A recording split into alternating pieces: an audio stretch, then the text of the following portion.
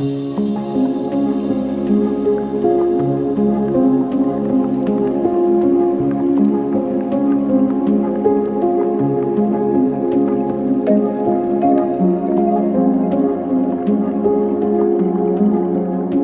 fini mon métier essentiellement d'abord en tant que thérapeute, donc art thérapeute analyste. Donc mon métier c'est d'accompagner les personnes qui sont en souffrance et toutes celles qui souhaitent faire un travail d'individuation.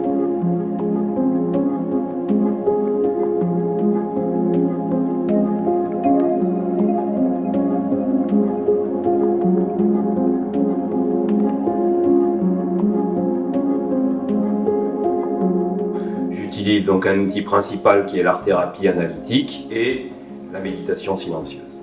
Ces deux outils sont pour moi complémentaires pour approcher justement les différents types de souffrances de l'être humain.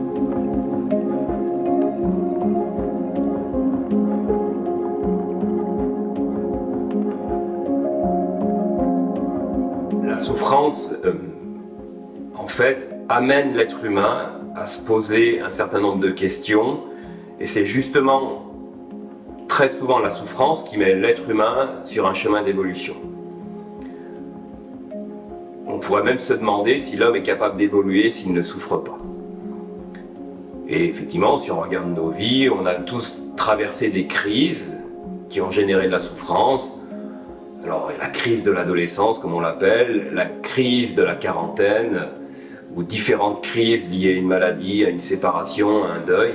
Et tous ces moments un peu difficiles ont quand même une fonction incroyable, c'est de nous permettre de nous mettre sur un chemin d'évolution et de nous permettre de sortir de certaines habitudes, peut-être finalement non évolutives ou néfastes à terme.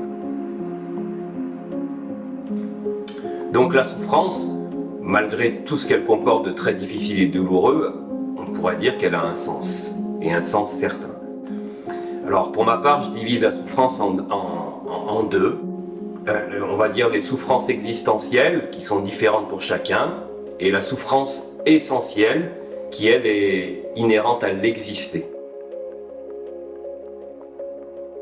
Les souffrances existentielles sont différentes pour chacun, c'est-à-dire que nous devons tous traverser, durant notre vie, des épisodes, des crises, des événements qui sont plus ou moins faciles ou difficiles à traverser. Ça peut générer de l'angoisse, ça peut générer des épisodes dépressifs ou voire une entrée en dépression, ça peut générer des réactions au quotidien très émotionnelles, très pulsionnelles, et à un moment donné, toutes ces réactions vont générer chez l'être humain une difficulté à être en relation avec autrui. Et donc c'est souvent à ce moment-là que les personnes viennent consulter parce qu'elles sont enfermées dans des schémas, dans des comportements qui génèrent de la souffrance et pour elles et pour l'entourage. Pour cette souffrance-là, la réponse, c'est la voie psychologique, c'est-à-dire que les gens viennent consulter un psychothérapeute, un psychanalyste, un thérapeute, un art-thérapeute, un analyste, pour justement essayer de comprendre ces souffrances subjectives et essayer d'apporter une réponse adéquate à ces souffrances. Et donc on rentre là dans une voie psychologique où le but finalement c'est d'arriver à fonctionner de manière optimale, d'abord avec soi-même et ensuite avec les autres, dans notre vie professionnelle, dans notre vie amoureuse, dans notre vie parentale, dans notre vie personnelle.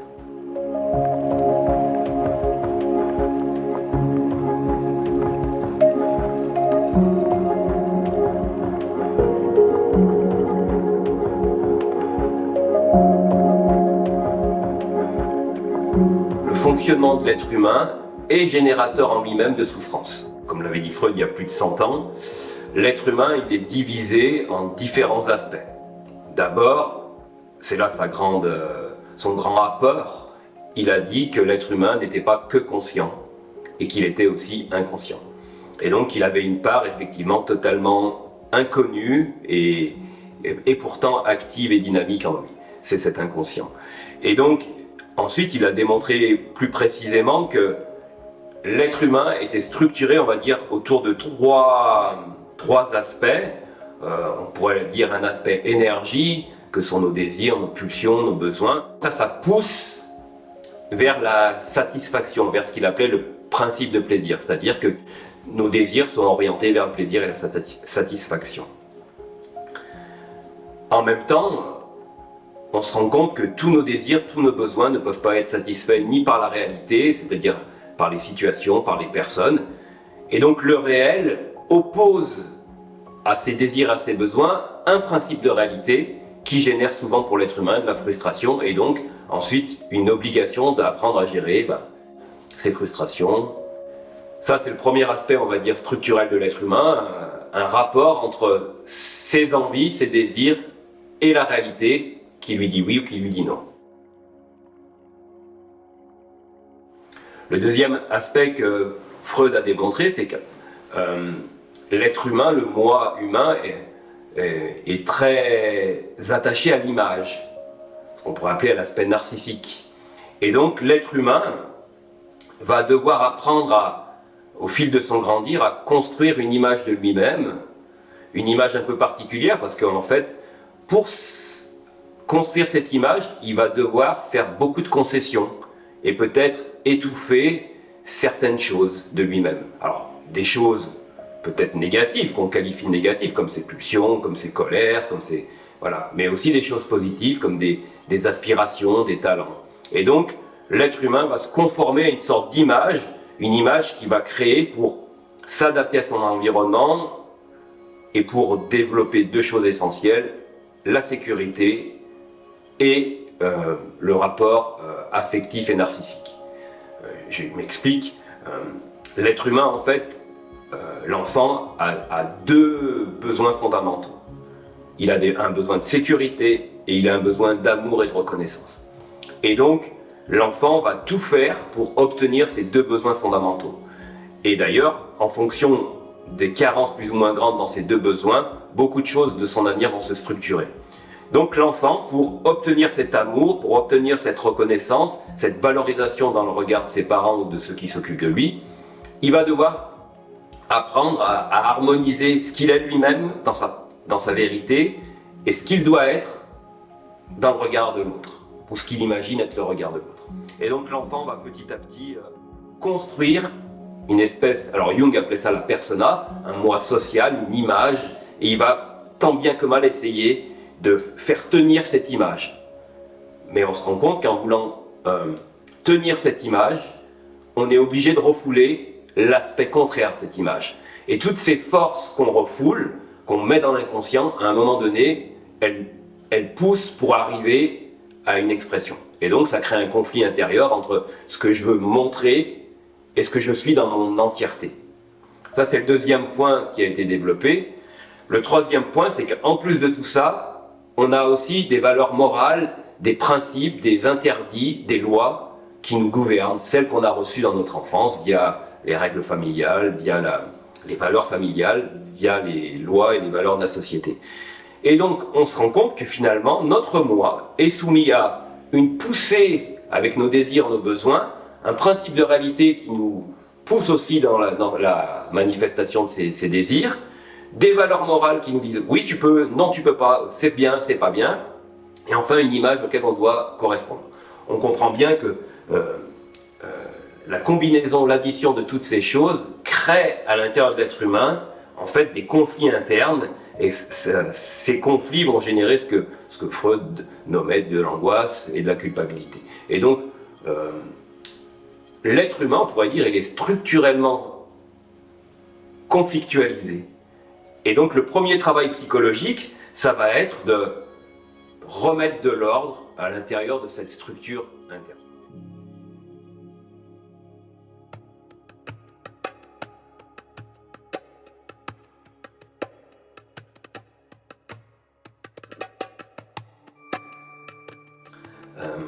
La particularité de l'art-thérapie analytique, c'est qu'il va venir, via la réalisation d'images, créer une passerelle, un pont entre la dimension consciente et la dimension inconsciente.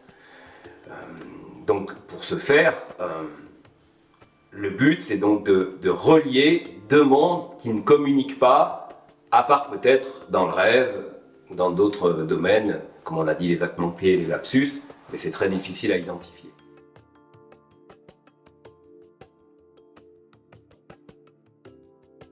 Comment ça fonctionne? Le but, c'est donc de créer cette relation vivante entre une dimension inconsciente et une dimension consciente. Pour ce faire, la méthode est assez simple. On va commencer par faire un jeu abstrait, un jeu qui va demander à la personne de déployer de l'énergie, du hasard, pour justement ne pas s'enfermer dans une dimension imaginative, réflexive, consciente. Donc par exemple, on demande à la personne si elle est droitière, de peindre avec la main gauche, de choisir 3 couleurs, de fermer les yeux et de gribouiller le plus rapidement sa feuille. Ça va donner donc un espèce de chaos, de magma. Et justement l'intérêt, c'est comment ensuite je vais organiser ce qui s'apparente à un chaos. Donc c'est la deuxième partie du travail où la personne va commencer à regarder dans son tableau abstrait, de lignes, de tâches, de formes abstraites, et elle va laisser émerger des formes de ce chaos. L'exemple que l'on donne pour expliquer cela, c'est, parce qu'on l'a tous déjà fait, c'est de se coucher dans l'herbe et de regarder les nuages, et on dit « Oh, regarde le nuage, on dirait un dragon, non, non, non, on dirait un chien », voilà, c'est le même principe. Donc on va regarder dans nos formes, et on va voir apparaître des choses, des éléments figuratifs, des visages, des animaux, des objets.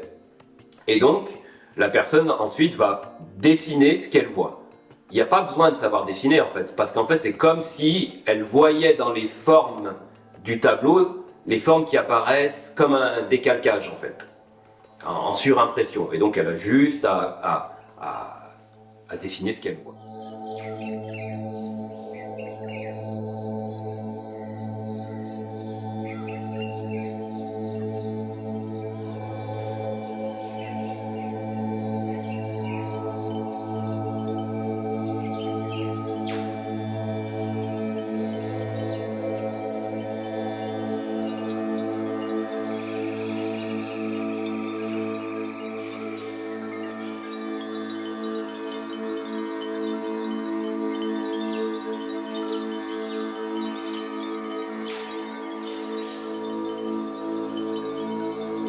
Donc des images vont apparaître, mais ces images, quand elles apparaissent pas forcément facilement, parce qu'il y a des censures, et donc le surmoi, qui est ce principe moral en nous, va censurer en fonction à la fois de l'image qu'on veut donner, et à la fois en fonction des critères moraux, etc., qui animent notre personne, et donc elle va laisser monter ses formes ou pas. Par exemple, on peut se retrouver à peindre quelque chose d'assez violent, ou quelque chose de sexuel, ou quelque chose de très sombre, et dans le regard de l'autre, dans mon propre regard, est-ce que je peux m'autoriser à peindre ces formes? Donc on va censurer plus ou moins consciemment. Alors il y a des censures qui sont totalement inconscientes, et des censures qui sont conscientes, ça s'appelle des répressions. Donc on réprime ce qu'on voit apparaître dans le tableau parce que ça ne nous va pas. Et donc ces formes qui apparaissent nous touchent au niveau émotionnel, nous touchent de plein de manières. Et donc on va les élaborer d'abord par le dessin, et ensuite on va les préciser de plus en plus jusqu'à les rendre totalement figuratives. Et le tableau est fini quand il n'y a plus aucune trace du jeu préparatoire, du jeu abstrait, et c'est devenu un tableau figuratif qui visiblement n'a ni queue ni tête. Effectivement, il y a des formes qui cohabitent, qui ne semblent pas avoir de lien entre elles, ça a l'air totalement incohérent et totalement farfelu. Et donc la troisième étape, ça va être justement l'étape analytique où, avec la personne qui a créé le tableau, on va essayer ensemble d'analyser, d'interpréter cette image, et en quoi cette image peut révéler quelque chose de nous-mêmes et nous aider à ouvrir notre rapport au monde. En fait, notre dimension consciente, on pourrait dire que c'est comme ça, et quand on ouvre avec l'inconscient, c'est comme si on ouvrait petit à petit notre champ de conscience. Donc le but, c'est en réintégrant de l'inconscient, on ouvre notre conscience. Et donc, comme disait Jung, le but, c'est la totalité unifiée, c'est-à-dire l'harmonisation de la psyché consciente et inconsciente.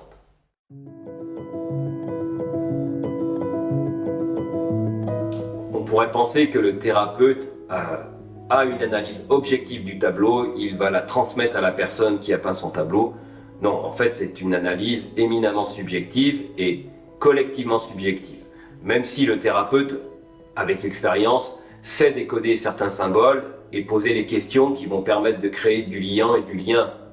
Mais effectivement, il n'y a pas la analyse, la bonne, voilà, le Graal de l'analyse.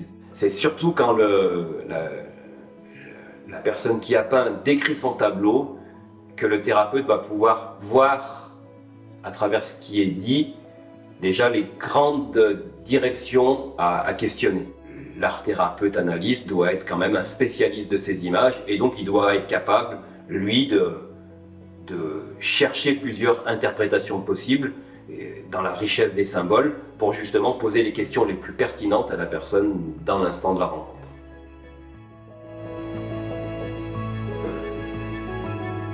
Tout le monde aujourd'hui a plus ou moins entendu parler de l'enfant intérieur.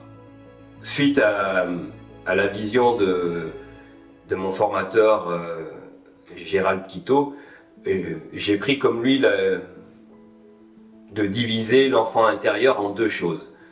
Ce qu'on appelle l'enfant antérieur, c'est-à-dire l'enfant qu'on a été et qui a vécu des souffrances, qui a vécu des carences, et l'enfant intérieur, qui est cet enfant spontané, créatif, joueur, qui reste vivant en chacun d'entre nous. Donc je dissocie l'enfant antérieur, l'enfant qui a souffert et qui réclame de l'attention, de l'amour, etc., et l'enfant intérieur. Et donc ce qui est intéressant dans l'art-thérapie analytique, c'est que justement, lors du jeu préparatoire, où on fait un gribouillage, on ravive cet enfant intérieur. On a tous rêvé enfant de gribouiller les murs, de sauter dans la gadoue, etc. Mais on ne s'est pas autorisé parce qu'on a eu peur, etc. Ou on s'est autorisé, on s'est fait gronder. Ou on s'est autorisé, on a eu le droit, ce qui est quand même assez rare. Donc cet enfant intérieur, déjà avec le jeu, je vois dans quel état il est chez les adultes devenus. Parce que si c'est, par exemple, je mets une feuille sur les murs et je vois que les gens, je leur dis allez vous fermez les yeux et vous gribouillez.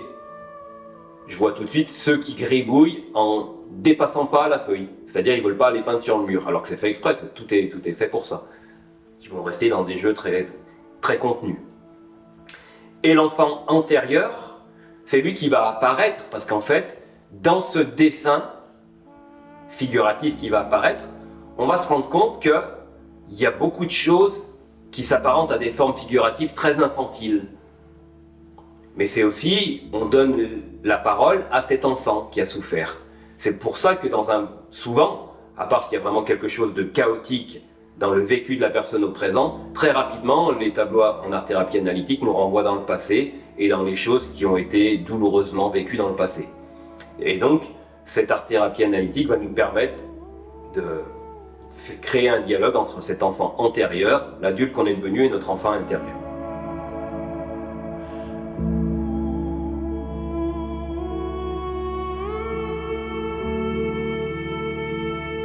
Donc, le moi adulte héberge à l'intérieur de lui, sans trop le savoir, un enfant antérieur, c'est-à-dire un enfant qui a souffert.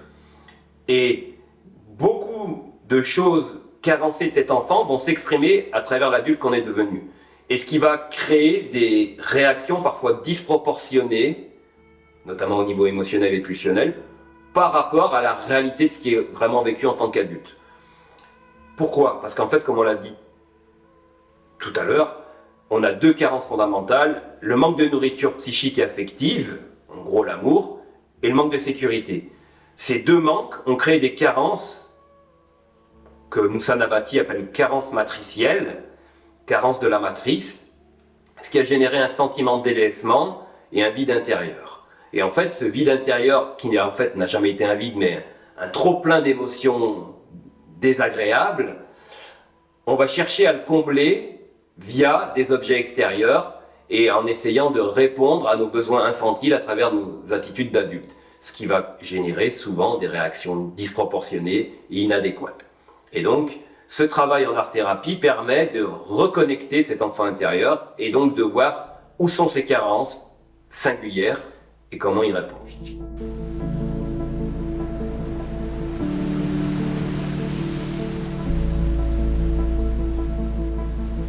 L'autre type de souffrance, et la souffrance que j'appelle essentielle, c'est la souffrance inhérente à l'exister. Et en fait, cette souffrance, elle est générée naturellement par le fait qu'on est un être inscrit dans le temps.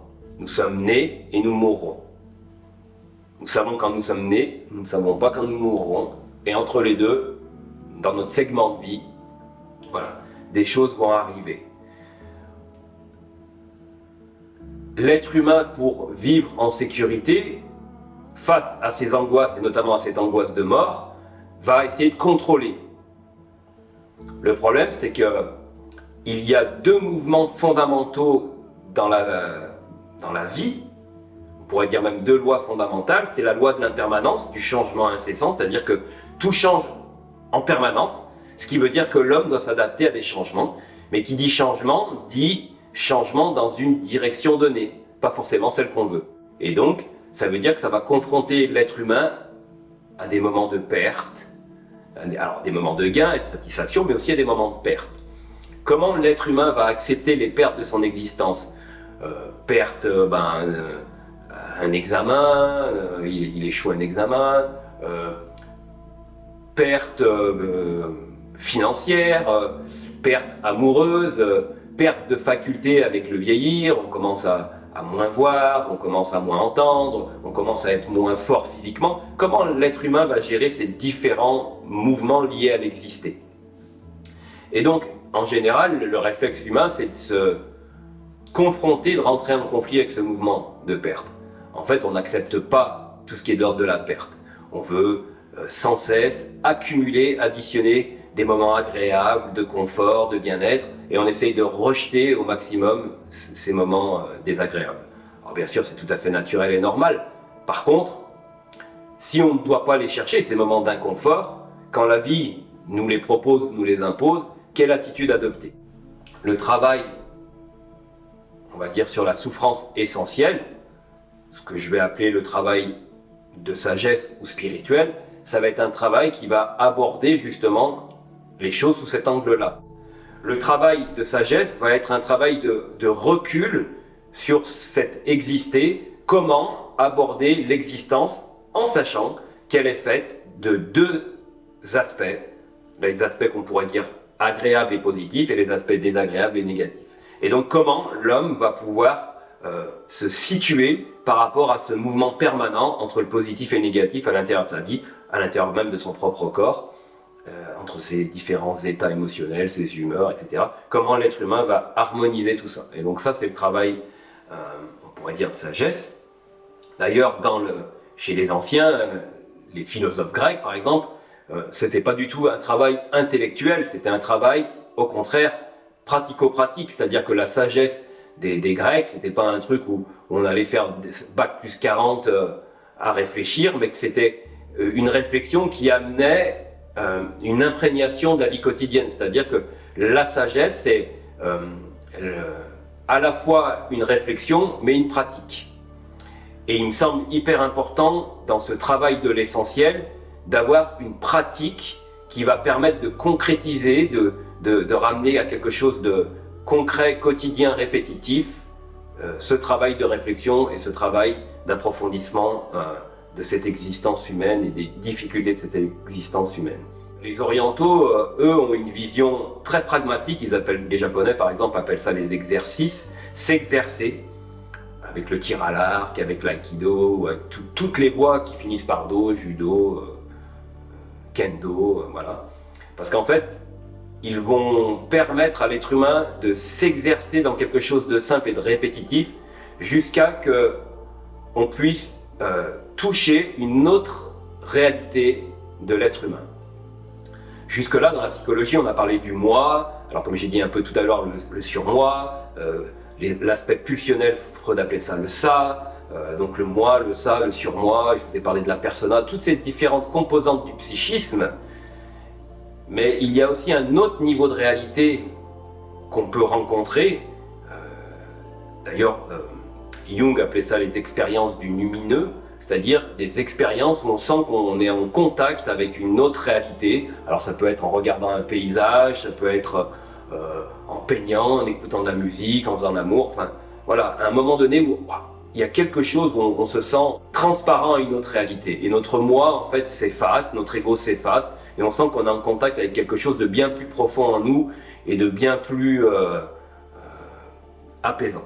Cette réalité-là, que Durkheim appelait l'être essentiel, je pense que c'est quelque chose de très important à questionner, parce qu'autrement, ça va nous enfermer dans ce que Durkheim appelait le moi existentiel, l'ego.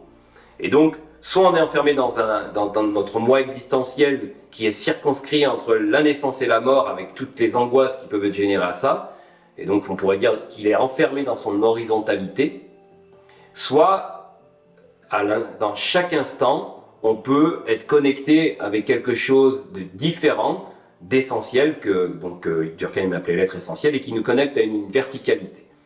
Et donc, c'est très intéressant, c'est le symbole de la croix. Mais l'instant présent nous permet à la fois d'être dans cette dimension horizontale de l'exister, et en même temps dans une dimension verticale de l'essentiel. Pour approfondir cette question de l'essentiel, comme je vous l'ai dit, il y a besoin d'un exercice, d'une méthode pratique, facile, qu'on peut répéter pour s'imprégner de plus en plus.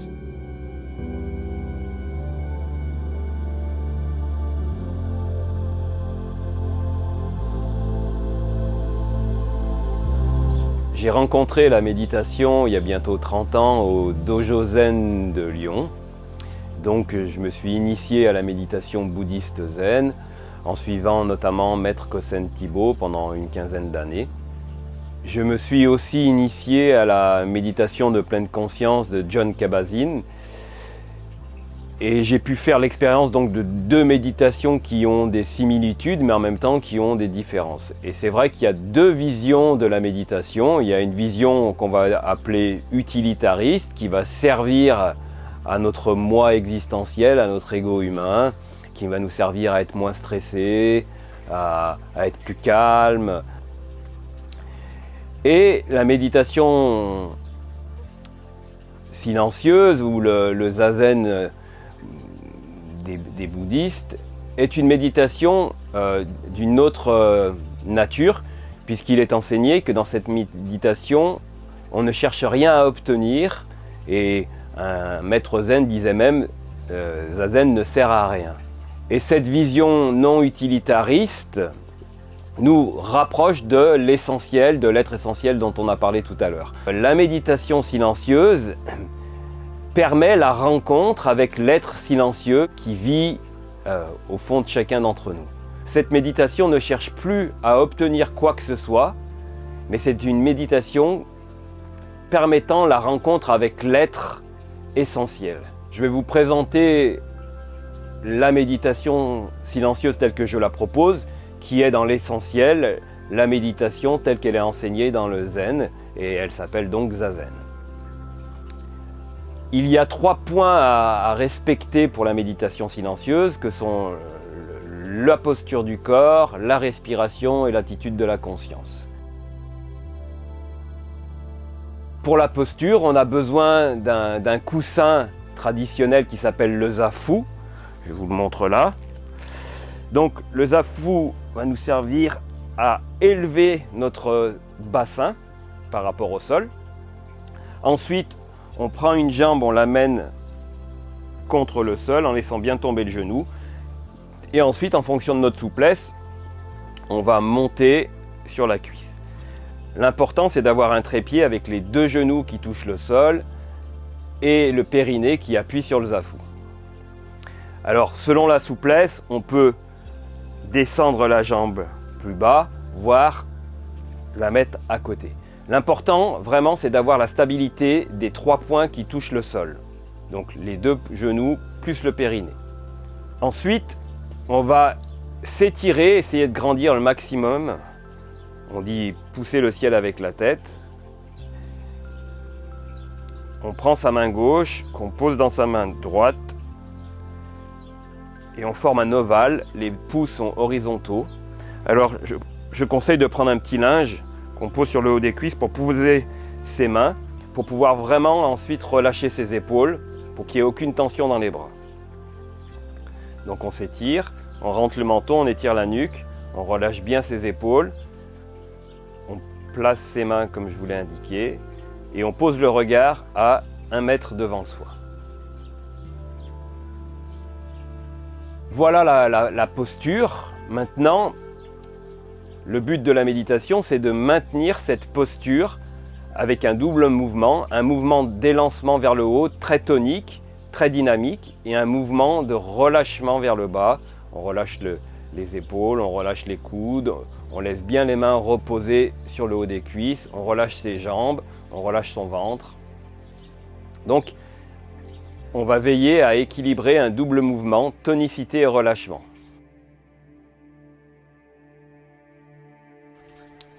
Ensuite, pour la respiration, on va se concentrer plus spécifiquement sur l'expiration en essayant de suivre l'expiration jusqu'à son terme. On va la ralentir très légèrement au début et on va expirer doucement par le nez, la bouche fermée, jusqu'à que l'inspiration se fasse automatiquement.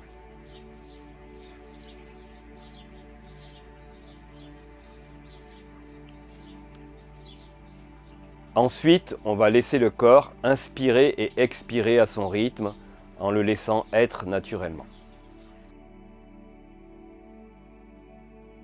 Enfin, le troisième point, ça va être l'attitude de la conscience, c'est-à-dire les pensées. Qu'est-ce qu'on va faire de nos pensées? Alors, il y a un malentendu en général, on pense qu'il faut faire le vide. Pas du tout, le but c'est pas de faire le vide, mais en fait c'est de laisser passer les pensées, ce qui va faire qu'on va aller de pensée en silence et de silence en pensée. On va se rendre compte que si on se concentre vraiment sur le corps, les pensées vont se calmer petit à petit. Il va y avoir des moments de silence. De ce silence vont émerger de nouvelles pensées. Et en fait, on ne les suit pas, on ne les refuse pas, on les accueille et on les laisse s'exprimer. Le but de la méditation, ça va être donc de garder cette posture équilibré entre tonus et relâchement, la respiration qui va et qui vient, et les pensées qui apparaissent, qui disparaissent, qui apparaissent, qui disparaissent. Et petit à petit, on va développer une présence silencieuse à ces phénomènes, et on va petit à petit pouvoir se relâcher de plus en plus profondément à l'intérieur de soi.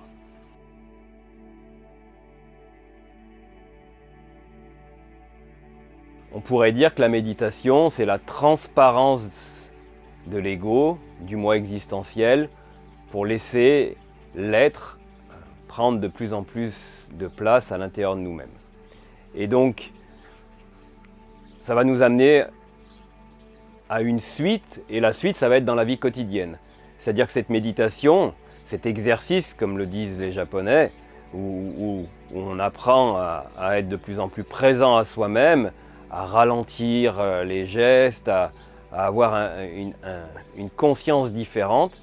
Ensuite, on va la transposer dans notre vie quotidienne, c'est-à-dire en agissant différemment. Beaucoup de tâches qu'on fait dans notre vie quotidienne, tâches routinières, répétitives, sont souvent envisagées comme des corvées ou des contraintes usantes, on va dire, à terme. Faire la vaisselle, faire le ménage, faire à manger, faire la lessive. Alors qu'en fait, ça peut devenir le lieu d'un exercice profond qui nous permet d'être en contact justement avec cette présence. Dans la rencontre avec l'être essentiel, dans la présence silencieuse, se dégagent en fait 3 sentiments particuliers. Un sentiment de félicité, de joie, un sentiment de paix et un sentiment d'amour. Ces 3 sentiments sont inscrits dans l'être. Ils ne sont pas créés par quelque chose, ils sont internes à l'être. Je ne sais pas si c'est le mot juste parce que les mots échappent quand on veut parler de ça, mais il y a une qualité d'être, une qualité de présence d'où émane un sentiment de paix, un sentiment de félicité et un sentiment d'amour. Et donc, quand on s'exerce à travers les activités de la vie quotidienne, ces sentiments-là commencent à apparaître. C'est-à-dire qu'on va commencer, à travers les tâches quotidiennes, à ressentir une qualité d'être qui fait que très rapidement, la chose vécue par l'ego comme une corvée ou comme un empêchement ou comme une routine ennuyeuse va être balayée pour rentrer dans un niveau d'être totalement plus serein, plus agréable et plus joyeux. Et la vie quotidienne devient alors bien moins ennuyeuse, routinière, parce qu'en fait, à chaque instant, balayer une pièce est différent, à chaque fois faire la vaisselle c'est différent, ou marcher pour aller à sa voiture est différent, tout est différent.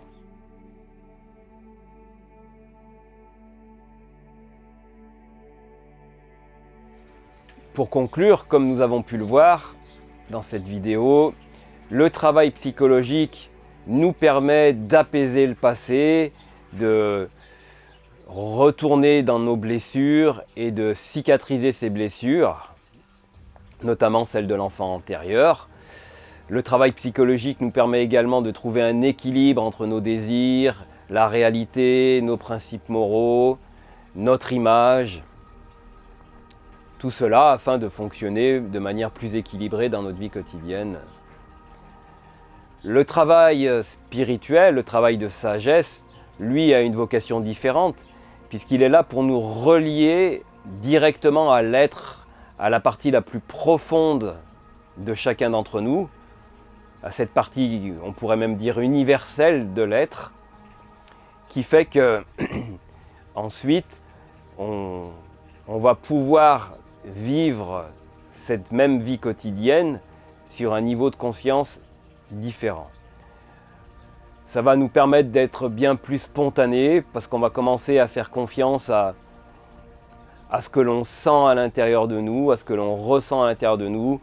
On va faire confiance à notre corps, à sa sagesse.